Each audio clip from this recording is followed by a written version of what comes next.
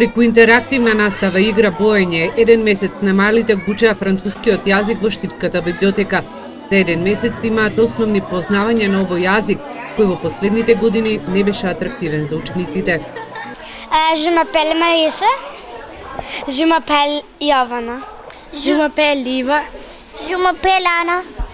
Ки продолжам понатаму да учам, многу е интересно. Значи учевме еден месец интензивно со дечињата од 5 години, најмалата возраст, и имавме второ деление, прво деление, пето деление и девето.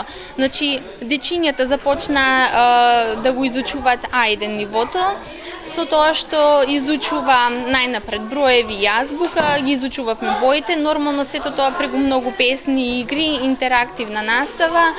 Повозрастните посетители и наставниците се задоволни од интересот за изучување на францускиот јазик.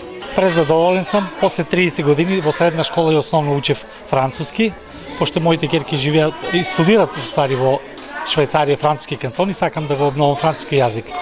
Ме изненади, мене лично, се надевам и мојата колешка и целиот персонал од библиотеката, дека имавме огромен интерес.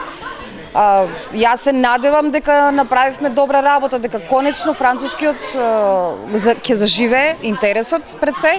Во Штипската библиотека синоќа заврши бесплатниот курс по француски јазик за 70 лица кои го изучуваа овој јазик во рамките на проектот Француски учиме, македонски читаме, култура спојуваме и разбиваме. Директорката Милена Ристова Михајловска вели дека проектот беше поддржан од Министерството за култура, а логистички е поддржан и од Францускиот институт и од општина Штип. Проектот почна на 9 мај, денот на Европа.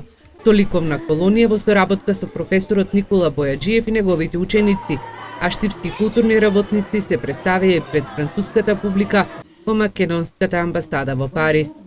Она што е најважно и на што сакавме да ставиме акцент се токму овие курсеви, овие 70 лица кои што бесплатно посетуваа часови по француски јазик во организација и реализација на професорките Викторија Карамфилова и Марина Рамбабова. Веруваме дека со ова понудивме на некој начин да заживее тоа што некогаш се памети дека постоело во библиотеката, тоа француска читална. Ние овој пат го направивме како француско катче, како бесплатни часови по француски јазик. Посетителите низ игра, боење, учење на француската азбука и броевите го поминале основниот курс по француски јазик. Заинтересирани се да го продолжат курсот по француски јазик и во септември.